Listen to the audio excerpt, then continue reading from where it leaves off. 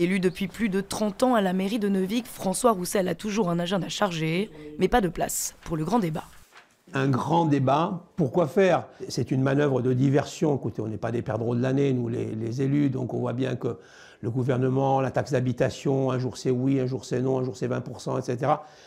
On a l'impression que c'est panique à bord et qu'il faut trouver un sujet pour détourner l'attention des problèmes de fond. L'une des principales raisons de son refus, le manque de communication de l'exécutif. Aucune directive n'a encore été adressée. Selon lui, le président tourne le dos aux maires.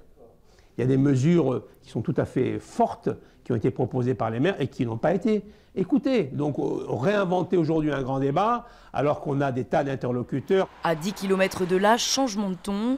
À Mussidan, le maire accepte volontiers ce débat. Plus que quelques détails sont à régler. On va vraisemblablement organiser ce qu'on avait vu, hein, un débat tous les 15 jours, hein, ça toutes les 2 semaines. À partir de 18h30, ça me semble bien. Après, il n'y a pas d'heure. Hein, je veux dire, à la campagne, c'est pas les horaires qui nous font peur. Le gouvernement a proposé 4 thèmes afin de cadrer les réunions.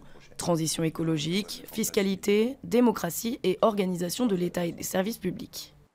Je pense que c'est des thèmes sur lesquels les gens ont effectivement des décisions à prendre sur un nouveau modèle de société qui apparaît aujourd'hui et qui est nécessaire. Si certaines mairies se montrent volontaires, les citoyens qui en font la demande peuvent aussi entrer dans cette démarche en demandant un kit d'accompagnement ou déposer leur contribution sur une plateforme en ligne. La méthode sera clarifiée par le Premier ministre la veille du lancement du grand débat, le 15 janvier.